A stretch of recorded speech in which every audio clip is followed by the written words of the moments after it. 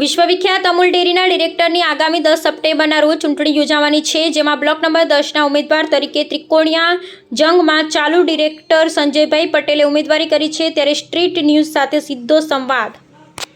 સંજયભાઈ, આજે આપણે અમૂલ ડેરીની ચૂંટણી લડી રહ્યા છે, બસ શું કહેશો? 5 વર્ષ પૂર્ણ થયા। લાસ્ટ 5 વર્ષમાં હું ઇલેક્શન જીતેલો અને 5 વર્ષની મારી કામગીરીની સાથે એનું ભાથું લઈને ચૂંટણી પ્રક્રિયામાં મેં ભાગ લીધો છે। હા, માત્ર બ્લોક નંબર 10માં જે ત્રિકોણીય જંગ થયો છે એ બાબતે શું કહેશો? ત્રિકોણીય જંગ તો એ તો ઇલેક્શન છે, લોકપ્રિય પ્રક્રિયા છે ઇલેક્શનની, એની અંદર ગમે તે લડી શકે। આપના એક સમયના સાથી આજે પણ સામે પક્ષે ચૂંટણી લડી રહ્યા છે, બસ શું કહેશો? બંને મારા સાથી છે, એમાં એક સમયના સાથી નહીં, બંને મારા સાથી છે। એમાં ચૂંટણી પ્રક્રિયામાં લોકશાહીમાં બધાએ સાથે રહીને લડવું જોઈએ, બધાને સેવા કરવાની તક મળવી જોઈએ। મેં 5 વર્ષનું કામ કર્યું હોય, મારી કાર્ય પદ્ધતિ અને બધું હશે તો લોકો મને મત આપશે અને બીજા મિત્રોને પણ જો એમની કાર્ય પદ્ધતિ બધું સારું હોય એમને મત આપશે। લોકશાહીમાં જીવિત રાખવા માટે એને બિનહરીફ કરવું એના કરતાં લડવું સારું છે કે લોકોની પાસે જાગૃતતા આવે, આપણા પ્રશ્નો લઈને જવાય અને આપણી કાર્ય પદ્ધતિ જો કરી હશે તો લોકો ચોક્કસ આપણને મતના રૂપી જીત આપશે। જે કેસરીસિંહ સોલંકીએ અમૂલ બચાવ આંદોલન શરૂ કર્યું હતું, આજે એ અમૂલ ચૂંટણી લડી રહ્યા છે, એ બાદ શું કહેશો?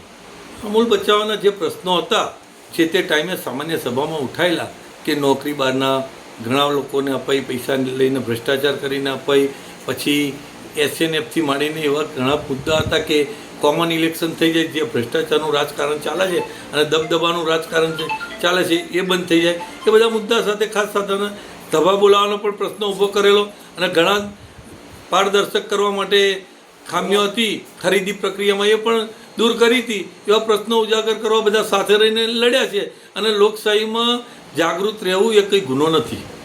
કેટલાક સમય પહેલાં કેટલાક કર્મચારીને છૂટા કરવામાં આવ્યા હતા, એ બાબતે શું કહેશો? એ તો આંતરિક પોલિટિક્સ છે। એ ભૂતકાળના બધા 7-8 વર્ષના છોકરાઓ કેટલા જોબ કરતા હતા, એમને 100 છોકરાઓ છૂટા કર્યા, ચેરમેન બદલાયા તરત ફરી પાછા એમને પ્રેશર ટેકનિકથી લીધા, ફરી પાછા અમે અમુક મુદ્દા લઈને માજી ચેરમેન રામસિંહભાઈ અને અમારી બધાની ટીમ જે ખરીદી પ્રકૃતિમાં પછી દાણની ખામીઓ બીજા ઘણા પ્રશ્નો હતા એ બધા અમે ઉજાગર કર્યા, કન્સ્ટ્રક્શનની ક્વોલિટીમાં એ બધા પ્રશ્નો ઉજાગર કર્યા। એ ત્યારે અમારી જોડે માજી ચેરમેન સાથે હતા, અમે બધા સાથે રહી અને અમૂલને ફાયદો પણ કરાવે છે। દાણની ખરીદીથી માંડીને એમાં જે સુધારો આવ્યો એમાં 100 થી 150 કરોડનો ફાયદો થયો અને એ ફાયદાના લીધે દાણની આજે ક્વોલિટી પણ સુધરી અને ભાવ પણ ઘટ્યો અને દૂધનો ભાવ પણ પશુપાલકોને વધુ મળ્યો।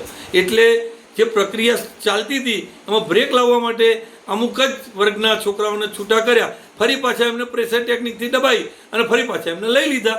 આ તો રાજકીય ગણિત ચાલે છે અને બધાને ખબર છે।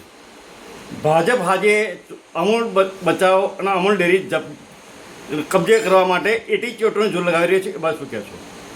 આમ તો મારી દ્રષ્ટિએ જ્યારે ત્રિભુવનદાસ કાકા એનો પાયો નાખ્યો હતો ત્યારે બિન રાજકીય પક્ષનો સહકારી ભાવનાથી નાખેલો, એમની ખુદની જમીન અને મિલકત દાન કરીને નાખેલો। જ્યારે અત્યારે પક્ષાપક્ષીનું રાજકારણ આવ્યું જે ગામડામાં જતું રહેશે અને ગામડામાં પણ એનો કુસમ થશે તો આજે આ સહકારની ભાવના એ સરકારી ભાવના થઈ જશે। એ ના થાય એટલા માટે હજુ પણ હું કોઈ પક્ષાપક્ષીમાં નહીં પડી, બધા સાથે મળીને લોકોને કઈ રીતે દૂધ મંડળીને દૂધનો ભાવ લોકોને વધુ મળે, પશુપાલકોને કઈ રીતે વધુ ફાયદો થાય એના માટે લડવું જોઈએ। આમાં પક્ષાપક્ષીનું રાજકારણ ના લાવવું જોઈએ, મારી સ્પષ્ટ ભાવના છે। ભાજપ આજે આ બેઠક કોઈ પણ ભોગે જબ્બે કરવા માગે છે, જીતવા માગે છે, એ બાજુ શું કહેવું?